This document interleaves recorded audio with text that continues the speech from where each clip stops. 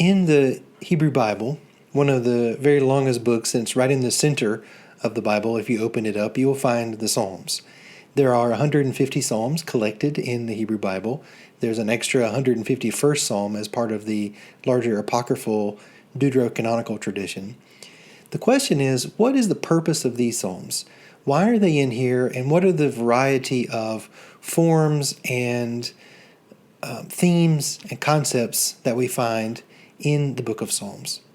I have this document I'll upload into the box, which shows you some of the fundamental categories and concepts that we're going to be discussing when we look at the Psalms.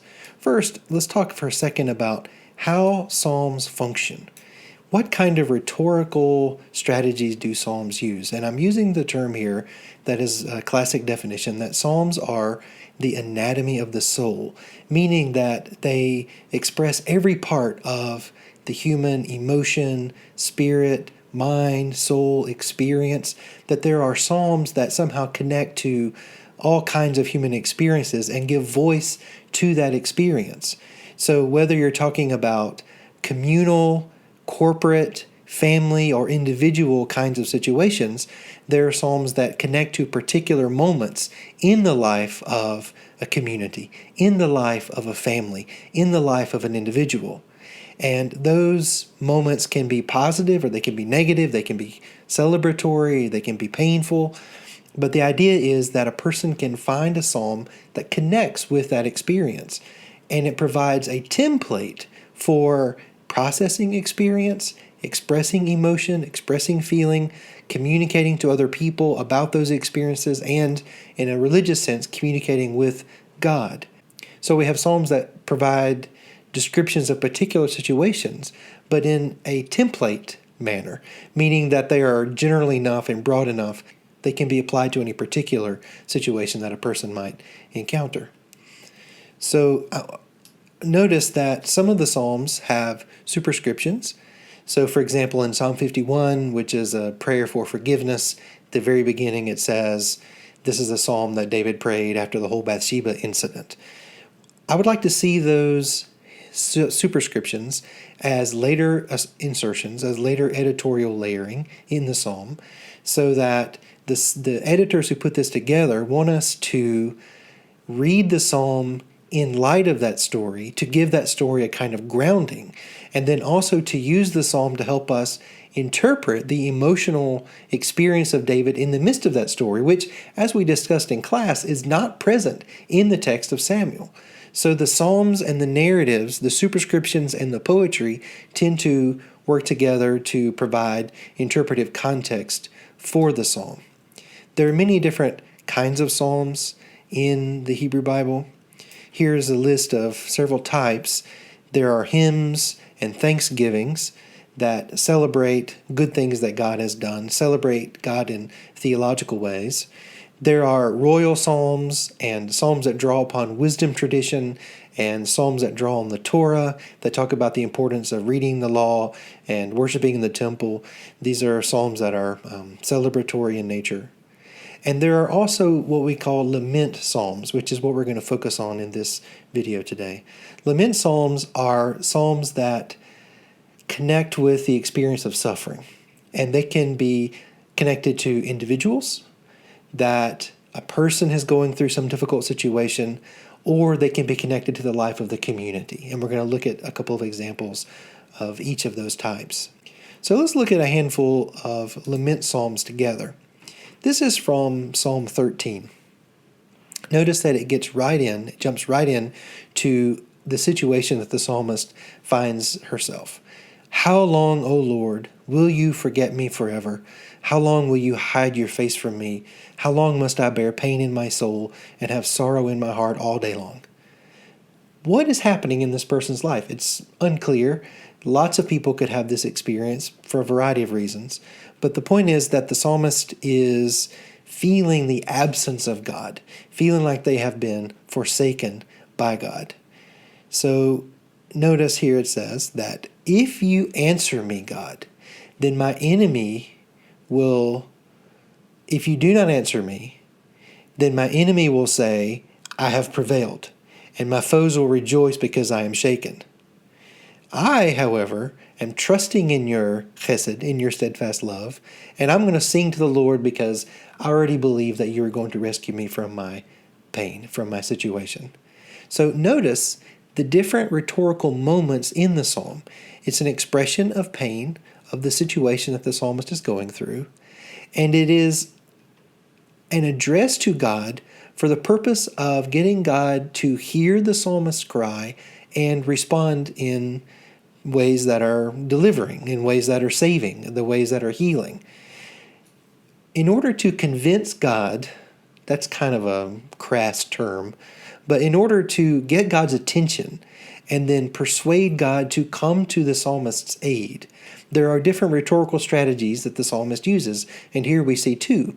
One of them is to say to God, look, if you do not save me, your reputation is going to take a big hit.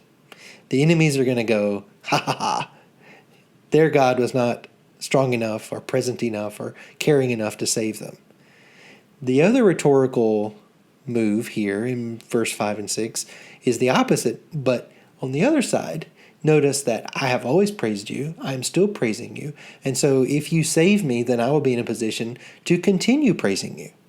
So the psalmist has now given God a choice. Save me and receive the praise that I have been giving you and that I will continue to give you, or do not save me and your reputation is really going to take a big hit in the community.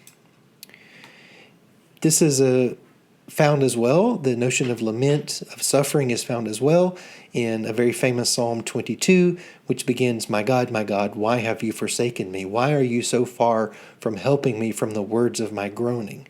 This text is quoted, of course, by Jesus on the cross as a way of connecting with and expressing the suffering tradition, which is such an important part of Christology in the New Testament. Notice the rhetorical features that show up again in this psalm. We praise you. Hear all the things that we heard about you. We know that in the past you have delivered us. And so why wouldn't you deliver us now? But I am a worm. I'm scorned. Everyone is mocking me. Right? The depth of my pain, the depth of my suffering is shocking. So by calling himself a worm and not a human, the psalmist is not describing, of course, anything literal or really anything specific, but just to say the depth of my suffering has reduced me to subhuman agony and dignity and sorrow and pain.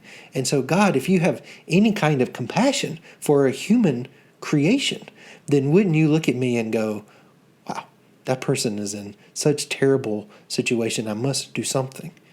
I would remind you, God, that you are the one who made me. You are the one who has called me. You are the one who has helped me all these years in the past. And now the enemies are surrounding me. The enemies are attacking me. I'm falling apart. My bones are out of joint. My heart is like wax, right? I'm lying in the dust and the dogs are all around me, right? I'm basically dead here. I'm dying in the dirt. My enemies surrounding me. My body's falling apart. This is the notion of pathos. This is the notion of convincing God to help because God sees the depth and the sorrow and the just overwhelming nature of the psalmist's suffering. Are these literal? Is this a description of one person suffering? No, it's a template. In Psalm 40 is one that I really like because it combines the notion of thanksgiving, which is when a person prays to God, thanking God for an act of deliverance, with petition. So it begins with, I waited patiently for the Lord. He inclined and heard my cry. He drew me up from the pit. He put me on the rock and put a new song, a song of praise in my mouth. Right? This is thanksgiving. This is praise. This is a hymn of just glorification of God for this amazing thing that he did for the psalmist in the past. But see how it goes. Well, when you did that, then I told everybody how great it was. You know I haven't kept quiet. I have not hidden your saving help in my heart. You did this great thing for me, and I've told everyone about it. So your reputational score, your clout is just going up and up and up because I have been telling everyone about how awesome you are. So now do not withhold your mercy from me. Evils are around me, iniquities have overtaken me, and I'm just suffering now again. Be pleased, O Lord, to deliver me. Let those be put to shame and confusion who seek to snatch away my life. And all who seek you will say, great is the Lord. So it's a complicated combination of thanking God for past deliverance, reminding God of how that really helped everyone, including God, and then saying, okay, now here we are again. We need your help again. And if you do it again, then those who are casting aspersions on you and your people will be put to shame. And then those of us who are suffering and living in your community will then renew our praise and our singing. We'll come back to Psalm 40 and the sort of complicated way that it's used here in just a second. Here's Psalm 44. It starts by describing all of the great things that God has done in the past, that we have heard with our ears, O God. Notice we've now switched from individual to communal. We know all of the things you did for Israel back in the past. You did all these things. In God, we have boasted continually. We will give thanks to your name forever. Right? If you stop there, that would be just a plain old praise hymn. But the editors have combined this with communal lament. Yet you have rejected us and abased us. You made us turn back from the foe. Our enemies have gotten spoiled. You made us like sheep for the slaughter. And I think in a shocking statement, accusation against God, you have sold your people for a trifle, demanding no high price for them.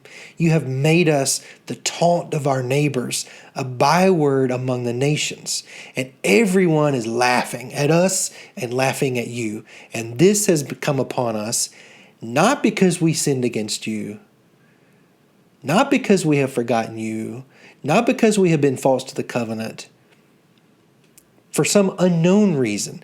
If we had forgotten the name of God, if we had disobeyed God, then you would know it. But we didn't do that. Instead, we're just suffering. You've given us over to suffering for no reason at all. Rouse yourself.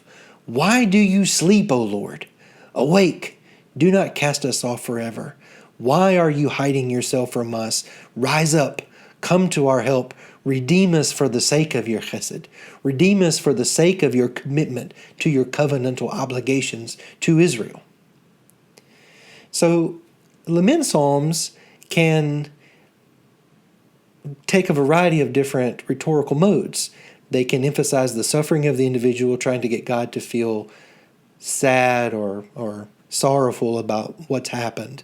Or here, like in Psalm 44 or in the beginning of Psalm 22, they can take a more combative tone, which is an accusation against God to sort of wound God's pride or to motivate God to take a fresh look maybe at how God has been treating the people. Psalm 137 is another very famous communal lament, and it tells the story of the exile, how they went to Babylon and they sat down and we wept when we thought about Zion, which we had lost. And the psalmist then asked God to remember their suffering and to bring judgment on Israel's enemies. Daughter Babylon, you devastator, happy shall they be who pay you back what you have done to us. Happy shall they be who take your little ones and dash them against the rock.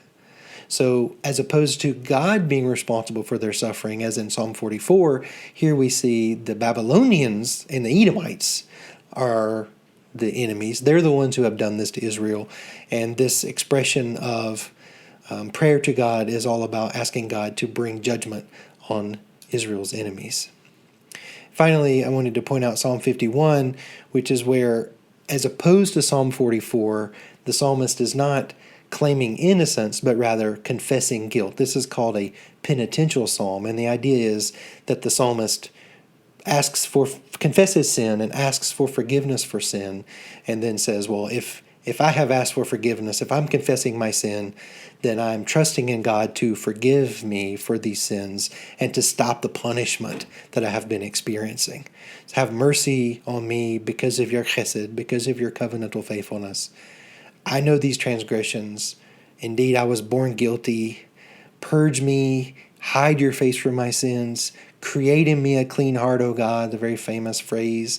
And then if you do that, then I will teach everybody else about how great you are. Deliver me from bloodshed, O God. Right? Deliver me from this pain that I have as a result of my sin, and then I will go on and be able to tell everyone about your mercy in this situation. So in these Psalms, what we find is a range of emotional components to suffering. Anger, sorrow, indignation, pleading, confusion, pain, sometimes individual, sometimes communal. So for this narrow type of psalm called Lament, even there is quite a range of different approaches that the psalmist takes.